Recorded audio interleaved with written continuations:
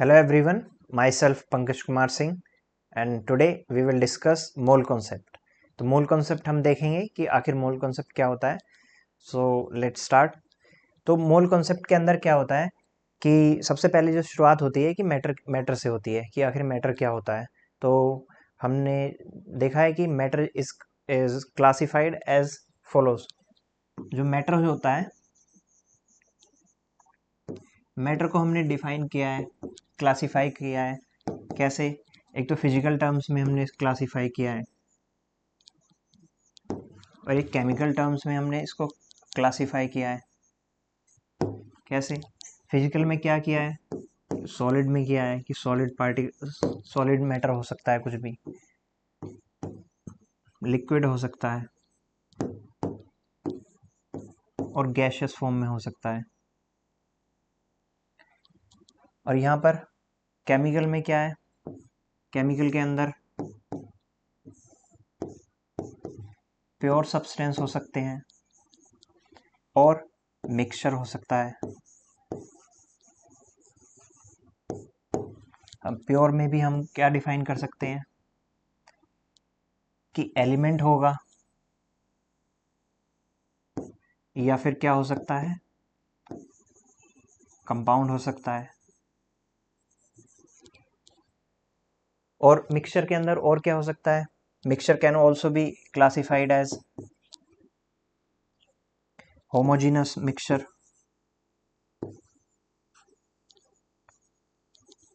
Homogeneous mixture हो सकता है और क्या हो सकता है, हेट्रोजीनस मिक्सचर हो सकता है. हेट्रोजीनस मिक्सचर होता है. तो मैटर क्या हो सकता है कि हम उसको क्लासिफाई कर सकते हैं फिजिकल में और केमिकल में. फिजिकल क्या है, फिजिकल तुम्हारा डिवाइड हो सकता है सॉलिड, लिक्विड और गैसियस में. सॉलिड में क्या हो सकता है, कुछ भी, कोई भी पार्टिकल, कोई भी चीज़ ले सकते हैं हम. जैसे कि हम सपोज ये पेन ही ले रखा है, तो ये पेन है, सपोज ये सॉलिड फॉर्म में है.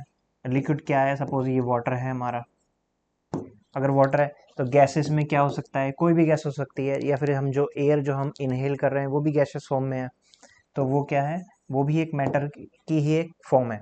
और केमिकल में क्या है कि वो प्योर हो सकती है और मिक्सचर हो सकता है. प्योर के अंदर क्या है, एलिमेंट और कंपाउंड. एलिमेंट कुड भी क्या हो सकता है कि सपोज हाइड्रोजन है, कार्बन है या ऑक्सीजन है. जो प्योर सिर्फ एलिमेंटल फॉर्म के अंदर है वो क्या है, तुम्हारा एलिमेंट्स है. और कंपाउंड क्या हो सकता है, सपोज कोई भी एलिमेंट अगर कंबाइन कर रहा है, या तो अपने साथ ही कंबाइन कर रहा है या फिर किसी और दूसरे एलिमेंट के साथ कंबाइन कर रहा है, तो वो क्या बना रहा है, एक कंपाउंड बना रहा है. सपोज क्या हो सकता है, वो H2 भी हो सकती है. H2 गैस है, H2 गैस है तो इसके अंदर क्या है, एक कंपाउंड है ये भी. अगर ये दूसरे के साथ रिएक्ट करके, अगर ये ऑक्सीजन के साथ रिएक्ट करके कुछ कंपोजिशन बना रहा है केमिकल, तो वो क्या है, कंपाउंड है. सपोज ये H2 है, H2O क्या है, ये वाटर है. यहाँ पर क्या है, मिक्सचर. अगर मिक्सचर है तो मिक्सचर के अंदर होमोजीनस और हेट्रोजीनस मिक्सचर हो सकता है. होमोजीनस के अंदर क्या है, एक यूनिफॉर्म कंपोजिशन रहती है. हेट्रोजीनस मिक्सचर के अंदर क्या है, तुम्हारा जो है नॉन यूनिफॉर्म कंपोजिशन रहती है. हेट्रोजीनस मिक्सचर में क्या हो सकता है, सपोज हमने ले लिया, स्टोन्स ले लिए और उसको जो है एक बीकर के अंदर पानी के अंदर डाल दिया, तो वो एक हेट्रोजीनस मिक्सचर हो जाएगा क्योंकि उसकी यूनिफॉर्मिटी नहीं है उसके अंदर.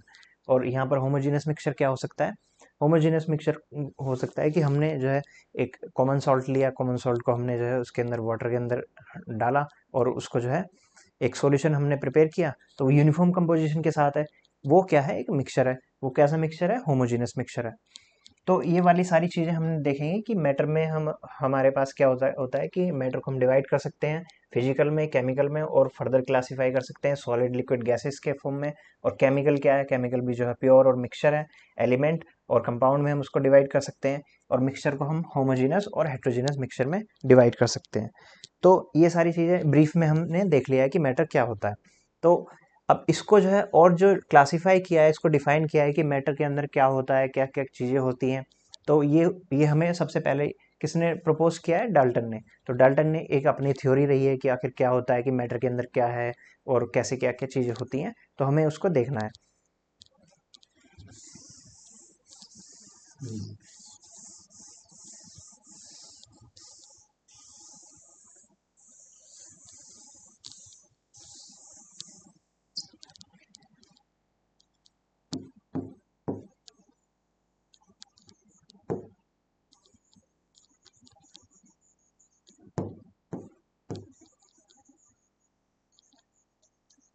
Dalton atomic theory. Dalton atomic theory में क्या बोला इन्होंने कि डाल्टन ने बोला है कि भाई कोई भी अगर मैटर होगा that will be composed of tiny individual particle. अब कैसे, कोई भी मैटर हो सकता है, वो किससे कंपोज्ड होगा, टाइनी लिटिल पार्टिकल्स, उनको क्या नाम दे दिया है, एटम्स बोल दिया है। वो क्या होगा, जो एटम्स होंगे वो इंडिविजिबल है, यानी कि उनको फर्दर डिवाइड नहीं किया जा सकता है, they won't be able to get divided further. कैसे, अब आगे देखते हैं कि उन्होंने दूसरा पॉइंट क्या दिया। पहला तो ये बोला कि मैटर क्या है, मैटर कंपोज्ड है किस चीज का, एटम्स का बना हुआ है, और जो एटम्स हैं वो क्या है, वो इंडिविजिबल है। वो क्या है, इंडिविजिबल है। दूसरा उन्होंने पॉइंट दिया कि ये वाले जो एटम्स हैं किसी भी एक एलिमेंट के या फिर मैटर के, वो क्या होंगे, वो आइडेंटिकल होंगे, आइडेंटिकल होंगे, आइडेंटिकल होंगे। यानी कि ऐसा नहीं है कि एक मैटर हमारे पास है, उसका जो एक एटम है थोड़ा अलग होगा, अलग प्रॉपर्टीज होंगी उसकी, या दूसरा एटम होगा उसका वो अलग तरीके से होगा, ऐसा कुछ नहीं है। वो क्या है कि सारे ही के सारे जो एटम्स होंगे वो आइडेंटिकल होंगे। तीसरा पॉइंट उन्होंने बोला कि कंपाउंड फॉर्मेशन होगा। कंपाउंड फॉर्मेशन कैसे होगा, ये जो आइडेंटिकल एटम्स होंगे ये दूसरे एक अलग मैटर से अगर रिएक्ट करेंगे तो एक डेफिनेट प्रोपोर्शन में रिएक्ट करेंगे, और वो जो डेफिनेट प्रोपोर्शन में रिएक्ट करेंगे,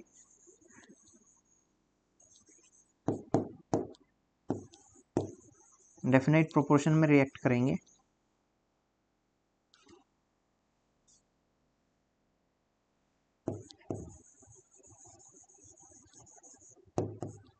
वो क्या बनाएंगे, कंपाउंड बनाएंगे। जो एक मैटर होगा, मैटर का एक अलग कॉन्स्टिट्यूएंट प्रॉपर्टीज होंगी उसकी केमिकल, वो क्या है, एक डेफिनेट प्रोपोर्शन में रिएक्ट करके क्या बनाएंगे, कंपाउंड बनाएंगे। और जो फोर्थ पॉइंट उन्होंने प्रपोज किया कि ये जो एटम्स हैं, अगर एक एक मैटर ए है, एक मैटर बी है, अगर वो जब रिएक्ट करेगा तो there will be a reorganization of atoms. कैसे होगा वो, सपोज यहाँ पर एक मैटर वन है और मैटर टू है, इसके अंदर कंस्टिट्यूएंट एटम्स हैं। अगर वो जो एटम्स हैं ये कंबाइन करके क्या बनाएंगे, एक सपोज एक अलग ही इन्होंने प्रोडक्ट बनाया। क्या बनाया, प्रोडक्ट बनाया। कैसे, ये वाले जो एटम्स होंगे ये रीऑर्गेनाइज होंगे, क्या होंगे, रीऑर्गेनाइज, और रीऑर्गेनाइज होके क्या बनाएंगे, एक प्रोडक्ट बनाएंगे। यहां पर उसकी केमिकल कंपोजिशन अलग होगी।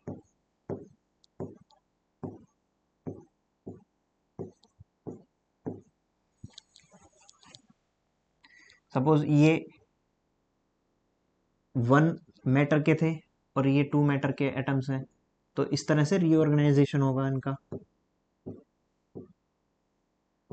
किसका, मैटर्स का। मैटर अलग तरीके से रीऑर्गेनाइज करके क्या बनाएंगे, एक प्रोडक्ट बनाएंगे। तो ये चीज उन्होंने प्रपोज किया।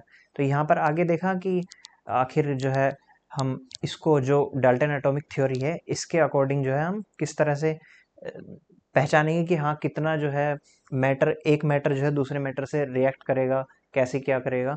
तो ये हमने उससे प्रपोज किया, डाल्टन एटॉमिक थ्योरी से हमने आगे उसको जाना। कैसे जाना, उन्होंने एक चीज डिफाइन की है कि वन एटॉमिक मास यूनिट क्या होती है। यानी कि कोई भी अगर एटम है, सपोज ये एटम है, तो इसका जो है मास क्या होगा, एक atomic mass unit, means to say कि एक एटम का कितना मास होगा, हमने उसको डिफाइन कर दिया है। और उसको कितना डिफाइन किया है, 1/12 of carbon 12 atom. Carbon 12 atom का हमने इसको डिफाइन कर दिया है। तो वो कितना किया हमने, उसको देखा कैसे कैसे उसको डिटरमाइन किया, मास स्पेक्ट्रोमीटर से उसको डिटरमाइन किया। और वो यहाँ पर हमने देखा कि ये वाला जो मास है वो आता है 1.66 इंटू 10 की पावर -24 ग्राम्स। तो ये जो है एक 1 एटॉमिक मास यूनिट के इक्वल आ गया है। तो हमने इसको इतना देखा है। अब मोलर मास क्या होता है? मोलर मास हमें जानना होगा कि मोलर मास क्या होता है।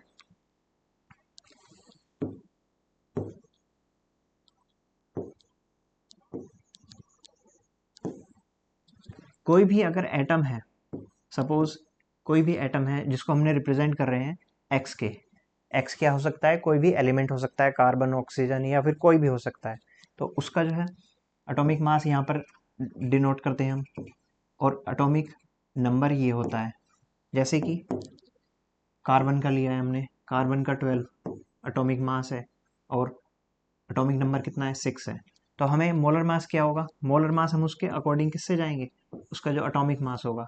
तो एटॉमिक मास यहाँ पर अगर हम बोले उसका कि ग्राम एटॉमिक मास या फिर मोलर मास, वो कितना होगा? वो होगा 12 ग्राम। और ये कैसे आया? ये आया, इसके अंदर एटॉमिक मास है ये, तो इसमें कितनी एटॉमिक मास यूनिट है? Atomic mass unit, atomic mass unit को ही हमने क्या कर दिया है कि उसको इक्विवेलेंट कर दिया है कि 12 ग्राम से। और इसके अंदर आखिर कितने एटम्स होंगे ये हमें डिटरमाइन करना है। तो वो हमारे पास कहाँ से आया? वो आया एवोगैड्रो के थ्रू, एवोगैड्रो लॉ के थ्रू। तो एवोगैड्रो ने बोला कि 1 मोल को उन्होंने डिफाइन किया। 1 मोल क्या होता है कि उन्होंने बोला है कि 6.023 इंटू 10⁻23 पार्टिकल्स होंगे किसी भी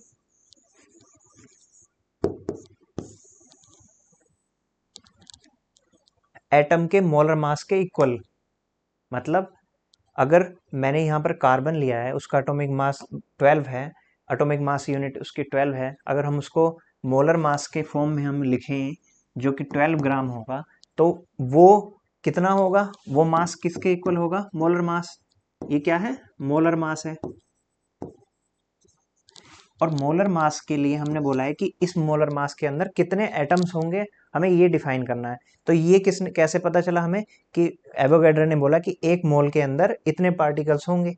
अब 1 मोल किसके इक्वल होता है? वो होता है उसके मोलर मास के, मोलर मास में जितना मास है उसके उसके अंदर जितने भी पार्टिकल्स होंगे। यहाँ पर उन्होंने इसको डिफाइन किया। तो कैसे डिफाइन किया? सपोज कार्बन के लिए हमने लिया 12 ग्राम है, 12 ग्राम है, जो कि क्या है? इसका मोलर मास। तो इसके अंदर कितने एटॉमिक पार्टिकल्स होंगे, कितने एटम्स होंगे कार्बन के? वो होंगे 6.0223 इंटू 10⁻23। या फिर इसको हम शॉर्ट में ऐसे डिफाइन कर सकते हैं, क्या बोलते हैं इसको? एवोगैड्रो नंबर के इक्वल बोल सकते हैं। तो ये हमारा क्या है? Molar concept.